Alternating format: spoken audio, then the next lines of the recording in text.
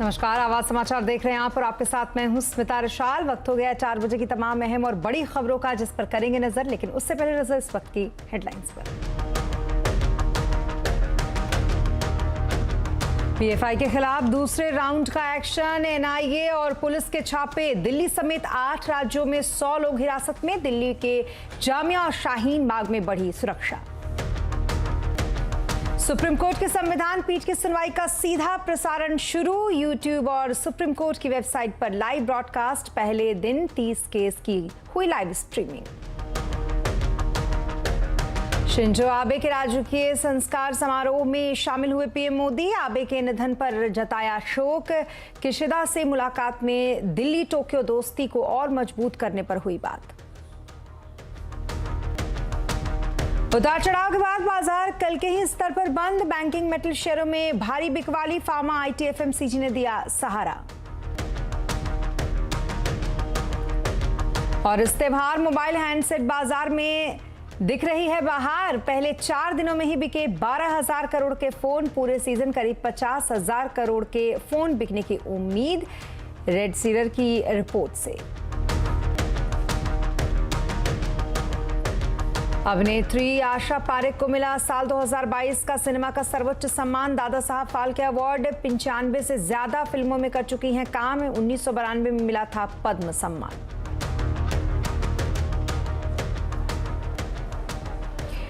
और खबरों की शुरुआत पीएफआई यानी कि पॉपुलर फ्रंट ऑफ इंडिया यानी कि पीएफआई के खिलाफ जो दूसरे राउंड की छापेमारी आज चल रही है उससे करेंगे। दिल्ली, असम और कर्नाटक समेत 8 राज्यों में एनआईए दूसरी एजेंसियां छापेमारी कर रही हैं। कई जगहों पर तो स्थानीय पुलिस भी रेड कर रही है।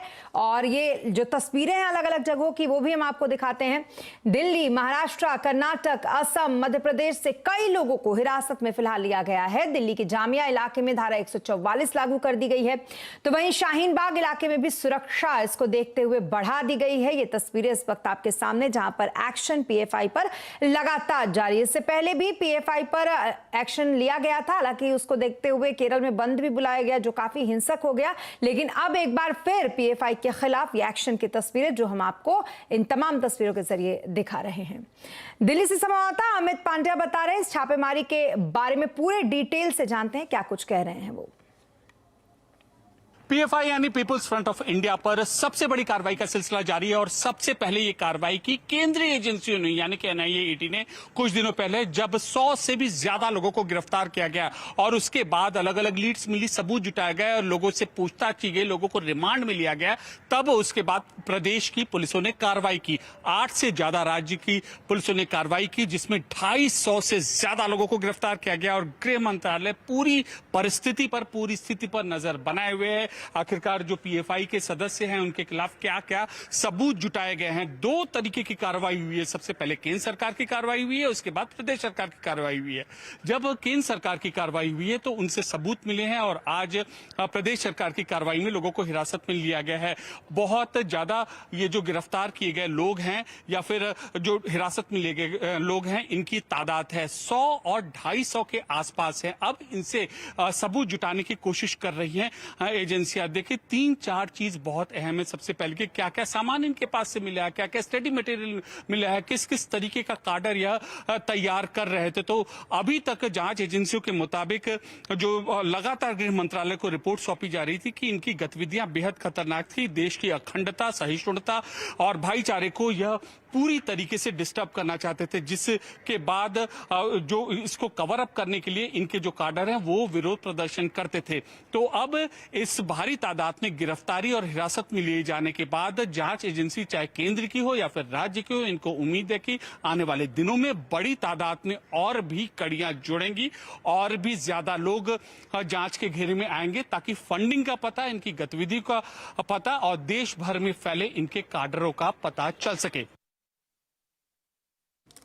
जी हाँ, तो ये तो रही पीएफआई पर एक्शन की तस्वीरें और पूरी डिटेल। और अब आपको हम सुप्रीम कोर्ट में चल रही जो सुनवाई है वो आप घर बैठे देख सकते हैं, ये खबर बताने जा रहे हैं। दरअसल सुप्रीम कोर्ट के संवैधानिक पीठों में लाइव स्ट्रीमिंग, जो अब तक सुनवाई हुई है उसकी लाइव स्ट्रीमिंग आज से शुरू हो गई। आज पहली बार 3 अलग अलग संविधान पीठों की लाइव का प्रसारण लाइव देखा गया। साथ ही आपको ये भी बता दें कि पीठ ने ईडब्ल्यूएस को 10% आरक्षण कोटा के खिलाफ दायर याचिकाओं पर सुनवाई की। दूसरी पीठ में केंद्र और दिल्ली सरकार की पावर और शिवसेना का असली हकदार कौन, इस पर उद्धव ठाकरे गुट की याचिका पर सुनवाई हुई। जो तीसरी पीठ थी उसमें ऑल इंडिया बार एग्जामिनेशन के मुद्दे पर सुनवाई हुई। तो इन 3 पीठों पर आज जब सुनवाई हुई तो उसकी लाइव स्ट्रीमिंग हो रही थी। सुप्रीम कोर्ट की सुनवाई की लाइव स्ट्रीमिंग कितना बड़ा रिफॉर्म है और देश की अदालतों में कब तक निपटेगा करोड़ों पेंडिंग केस, आज आवाज अड्डा में इसी पर करेंगे बड़ी चर्चा शाम 7:57 पर।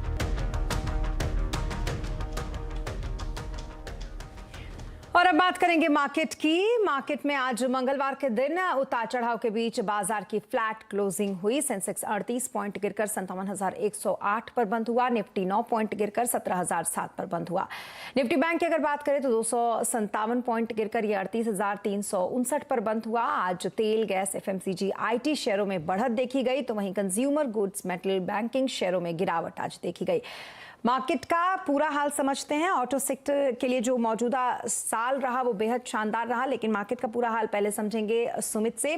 सुमित, बताएं आज कौन से सेक्टर का कैसा हाल, कहां बिकवाली और कहां थोड़ा दबाव? देखिए, आज काफी वोलेटाइल सेशन रहा। आज पूरे दिन भारतीय बाजारों में बेसिकली उतार चढ़ाव रहा, जबकि शुरुआत इंडेक्स की जो हुई थी वो बिल्कुल फ्लैटिश टोन पे हुई, लेकिन ऊपरी स्तरों से तेज बिकवाली के बाद 16,950 के आसपास के लेवल्स और वापस फिर पुल बैक। तो एक वोलेटाइल सेशन के बीच मार्केट में आज कामकाज होता हुआ दिखाई पड़ा। ये इंडेक्स के टॉप गेनर्स में सिप्ला 3% ऊपर रहा, श्री सीमेंट 2% ऊपर, टाटा कंज्यूमर 2% ऊपर, पावर ग्रिड करीब 2% की तेजी यहां बनते हुए दिखाई पड़ी।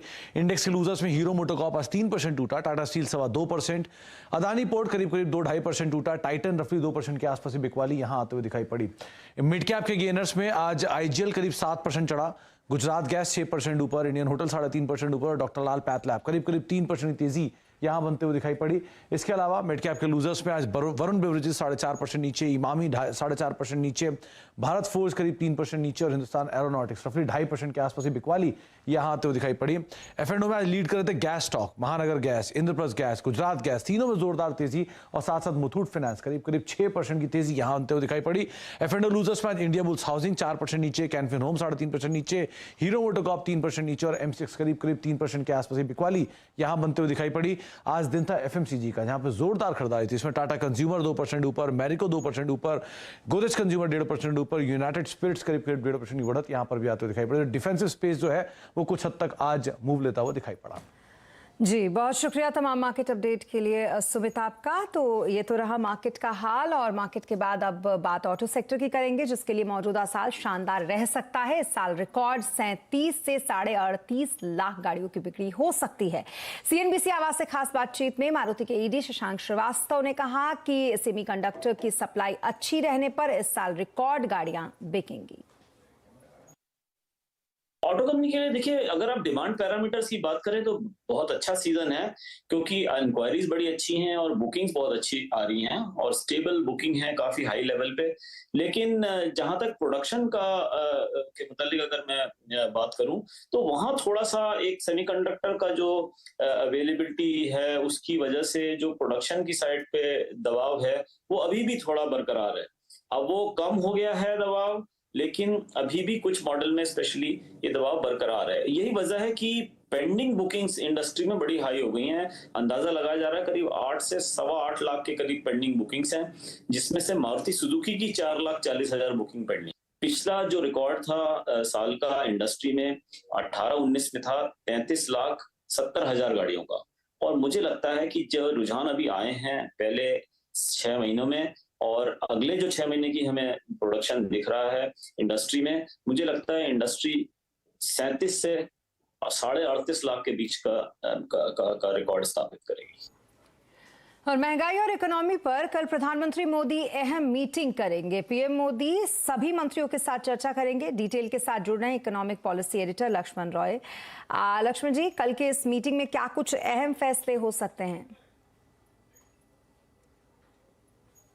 देखिए, ये जो बैठक होने जा रही है दरअसल ऐसे समय में हो रही है जब महंगाई के मोर्चे पर अभी तक राहत नहीं मिली है। सरकार और रिजर्व बैंक दोनों यहाँ पे जो है चिंतित हैं। और दूसरी महत्वपूर्ण बात कि यहाँ पे इकोनॉमी को लेकर भी चिंताएं लगातार बढ़ती जा रही हैं। तो ये जो बैठक बुलाई जा रही है ये काउंसिल ऑफ मिनिस्टर्स की होगी, जिसमें सिर्फ कैबिनेट मिनिस्टर नहीं होंगे बल्कि राज्य मंत्री भी वहां पे शामिल होंगे और करीब 2 घंटे तक ये बैठक चलेगी। और इस बैठक में ये बताया जाए कि महंगाई को लेकर के सरकार की रणनीति क्या है, अभी ताजा हालात क्या है, अर्थव्यवस्था को लेकर जो चिंताएं जताई जा रही है वो चिंता कितनी जायज है और भारत कितनी मजबूती से यहाँ पे खड़ा है।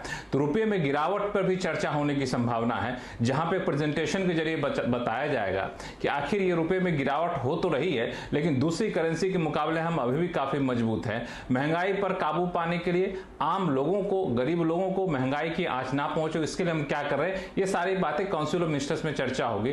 ताकि कई राज्यों में विधानसभा चुनाव भी होने हैं, तो जब ये मंत्री जाएं अपने अपने क्षेत्र में तो लोगों को भी बताएं कि सरकार कितना उनका ख्याल रखती है। जी, बहुत शुक्रिया तमाम डिटेल्स के लिए आपका लक्ष्मण जी। और प्रधानमंत्री मोदी शिंजो आबे अभी जापान में वो फिलहाल हैं। शिंजो आबे के अंतिम संस्कार में आबे के लिए आयोजित राजकीय शोक में दुनिया भर से दिग्गज जुटे हैं। तो वहीं टोक्यो में प्रधानमंत्री मोदी ने आज जापानी प्रधानमंत्री किशिदा से मुलाकात भी की। प्रधानमंत्री मोदी ने शिंजो आबे की मौत पर दुख जताया। प्रधानमंत्री मोदी ने कहा कि शिंजो आबे ने भारत जापान दोस्ती को मजबूत करने में अहम रोल निभाया था। किशिदा और पीएम मोदी की बातचीत में जापान और भारत के रिश्तों को और नई ऊंचाइयों पर ले जाने पर चर्चा हुई।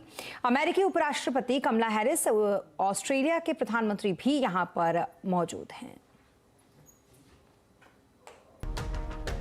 और ब्रेक के बाद एक बार फिर आपका स्वागत है। त्योहारों पर इस बार रेलवे 90 से ज्यादा स्पेशल ट्रेनें चलाने जा रही है। दिल्ली, उत्तर प्रदेश, महाराष्ट्र और बिहार के लिए फेस्टिव स्पेशल ट्रेनें चलेंगी। फेस्टिव सीजन में डिमांड बढ़ने के कारण टिकट कितना मिलना मुश्किल हो जाता है, जिसके चलते IRCTC ने स्पेशल ट्रेनों का ऐलान किया है। हमारे संवाददाता दीपाली दे रही हैं पूरी जानकारी। दिवाली और छठ के मौके पर बड़ी संख्या में लोग ट्रेन से सफर करते हैं। यही वजह है कि इस मौके पर जो ट्रेनों की मांग है वो आम दिनों के मुकाबले दोगुनी से भी ज्यादा हो जाती है। हालांकि अगर हम पिछले 2 साल की बात करें तो कोरोना की वजह से कई सारी रिस्ट्रिक्शन रही ट्रैवल पर, लेकिन चूंकि अब देश के ज्यादातर हिस्सों में हालात सामान्य हो गए हैं और रेलवे ये उम्मीद जता रहा है कि इस बार दिवाली और छठ के मौके पर बड़ी संख्या में लोग ट्रेन से ट्रैवल करेंगे। और अभी की अगर स्थिति की बात की जाए तो ज़्यादातर ट्रेनें जो बिहार और झारखंड के अलग अलग शहरों की तरफ जाती हैं वहाँ पर टिकटें पूरी तरह से बुक हो चुकी हैं। खास तौर पर अगर हम स्लीपर क्लास की बात करें, 3rd AC की बात करें तो इनकी कैटेगरीज में रिग्रेट के साइन भी आने लग गए हैं। लेकिन अब बड़ी खबर ये है कि रेलवे की तरफ से फेस्टिव स्पेशल ट्रेनों को चलाने का ऐलान किया गया है। अब तक की बात की जाए तो अलग अलग जोन्स की तरफ से 90 से ज़्यादा फेस्टिव स्पेशल ट्रेनों को चलाने का अनाउंसमेंट किया जा चुका है। और इन जोन्स की बात की जाए तो इसमें सेंट्रल जोन, ईस्ट सेंट्रल और नॉर्दर्न जोन जैसे नाम शामिल हैं। और एक खास बात यह है, चूँकि ये फेस्टिव स्पेशल ट्रेनें हैं कुछ ही समय के लिए चलाई जाएंगी, ऑन डिमांड चलाई जाएंगी। यही वजह है कि आम ट्रेनों के मुकाबले इन ट्रेनों में आपको ज़्यादा किराया देना पड़ेगा। और मैं आपको बता दूं, ये जो फेस्टिव स्पेशल ट्रेनें हैं ये खास तौर पर बिहार और झारखंड के अलग अलग शहरों के लिए नई दिल्ली, आनंद विहार, मुंबई के CST स्टेशन और लखनऊ के साथ साथ कोलकाता रेलवे स्टेशन से चलाई जाएंगी। हालांकि रेलवे का ये कहना है कि अगर ज़रूरत पड़ती है, मांग बढ़ती है तो फेस्टिव स्पेशल ट्रेनों की संख्या को आगे भी बढ़ाया जा सकता है। दीपाली नंदा, दिल्ली। जी हाँ, तो नवरात्रि की शुरुआत हो चुकी है। अब से लेकर दिवाली तक बाजार में फेस्टिव सीजन की धूम रहेगी और इसके लिए बाजारों की तैयारी भी हो चुकी है। बाजार का जायजा लिया हमारे संवाददाता रोहन सिंह ने।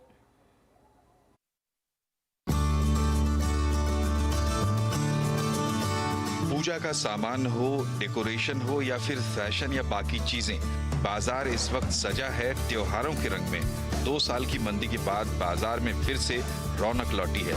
बाजार अलग तरह के लुक में है, अलग तरह की रौनक में है और जो चीज़ें यहाँ पे सबसे ज़्यादा आपको दिख रही होंगी, पूजा से जुड़े सामान है, माता की चुनरी है या फिर अलग अलग तरह की जो मूर्तियाँ हैं माता की, वो यहाँ पे है। और लोग जो हैं, चाहे वो श्रद्धालु हो या नॉर्मल शॉपर्स हो, हर कोई ये चाहता है कि इस बार जो फेस्टिविटी है वो उसे अच्छा बना सकें। और इस बार उम्मीद कर रहा है बाजार की जो कोविड का लेवल है उससे भी ज़्यादा शॉपिंग इस बार हो सकेगी। ट्रेडर्स को उम्मीद है कि इस साल बाजार कोरोना से पहले के स्तर को छू लेगा। कस्टमर को पूरा बाहर निकल रहा है और पूरी तसल्ली है और वो आ रहे हैं पूरी तरह से शॉपिंग के लिए और उसका आनंद उठा रहे हैं। फिजिकल शॉपिंग का मज़ा ही अलग है कि आप खुद देख के अपने से ले सकते हैं ना, चूज़ करके। 2 साल सब लोगों ने कुछ नहीं किया, लोगों के घर में इतनी प्रॉब्लम्स थी, obviously they will celebrate this. बाजार ही क्यों, जिसको ऑनलाइन शॉपिंग का शौक है उसके लिए भी इस वक्त ऑफर्स की बहार है। लेकिन अगर आप ऑफलाइन शॉपिंग नहीं भी करना चाहते हैं तो ऑनलाइन पोर्टल्स आपके लिए कई तरह के ऑफर्स लाए हैं। 23 सितंबर से तमाम ई कॉमर्स पोर्टल्स के फेस्टिव सीजन सेल शुरू हो चुके हैं। अगर अमेजॉन की बात करें तो अमेजॉन का the great India shopping festival इस वक्त चल रहा है, जहां अलग अलग तरह के आइटम्स, फैशन एक्सेसरीज पे, इलेक्ट्रॉनिक्स पर 50 से 90% की छूट पा सकते हैं। और कंपनी का कहना है कि 75% ट्रैफिक उसका छोटे शहरों से आ रहा है। ठीक इस तरह से अगर हम फ्लिपकार्ट की बात करें तो फ्लिपकार्ट का बिग बिलियन डेज सेल चल रहे हैं, जहां आपको अलग अलग आइटम्स पे करीब 80% तक की छूट मिल सकती है। और कंपनी का कहना है कि हर सेकेंड उसके पोर्टल पे लगभग 16 लाख लोग विजिट कर रहे हैं। ठीक इसी तरह से मिंत्रा भी आपके लिए ऑफर लेके आई है। और अगर जियो मार्ट की बात करें तो जियो मार्ट का जो फेस्टिव ऑफर है वो 2 चरणों में होगा, एक त्यौहार रेडी सेल और दूसरा फेस्टिवल ऑफर। और यहाँ पे आप 80% की छूट पा सकते हैं अलग अलग प्रोडक्ट्स पे। लेकिन अगर आप SBI कार्ड होल्डर हैं तो आपको 10% की एक्स्ट्रा छूट भी कंपनी दे रही है। हमारे प्लेटफॉर्म पे जब आप आओ, हमारे स्टोर फ्रंट पे आपको अलग अलग ब्रांड्स दिखेंगे, अलग अलग टाइप का कैटेगरीज दिखेंगे। तो हमारे कस्टमर्स सो फार तो आई थिंक बहुत अच्छा रिस्पांस है मार्केट से।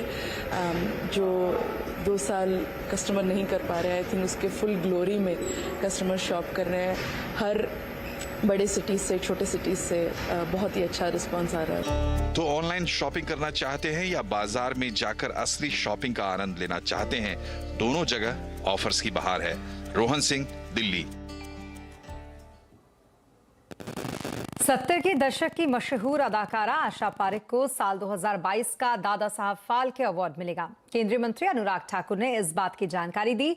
30 सितंबर को राष्ट्रपति द्रौपदी मुर्मू विज्ञान भवन में अभिनेत्री को इस पुरस्कार से सम्मानित करेंगी। आशा पारेख को इससे पहले 1992 में पद्मश्री से नवाजा जा चुका है। अपने फिल्मी करियर में आशा ने 80 से ज्यादा फिल्में की हैं, जिनमें घराना, भरोसा, जब प्यार किसी से होता है, मेरे सनम जैसी सफल फिल्में शामिल हैं। और अब बात नासा की। पृथ्वी को बचाने के लिए नासा का टेस्ट सफल रहा। आज नासा ने अंतरिक्ष में इतिहास रचते हुए ये कारनामा कर दिखाया। सुबह 4:45 पर नासा के छोड़े गए डार्ट नाम के अंतरिक्ष यान की टक्कर एस्टेरॉयड से हुई और इस मिशन को भविष्य में धरती पर एस्टेरॉयड के खतरे से बचाने के लिए तैयार किया गया था। इससे अब अगर भविष्य में एस्टेरॉयड का खतरा पृथ्वी की तरफ आता है तो इसे टाला जा सकता है। नासा के इस यान की गति 14,000 मील प्रति घंटा रही। अभी टकराव के बाद की तस्वीरें की ज्यादा स्टडी की जा रही है और नासा इस मिशन के बारे में आगे सबको अपडेट इस पर करेगा। लेकिन नासा ने प्रेस रिलीज जारी करके इस पर एक बड़ी कामयाबी से बताया और कहा कि पृथ्वी एस्टेरॉयड के खतरे से अब सुरक्षित है।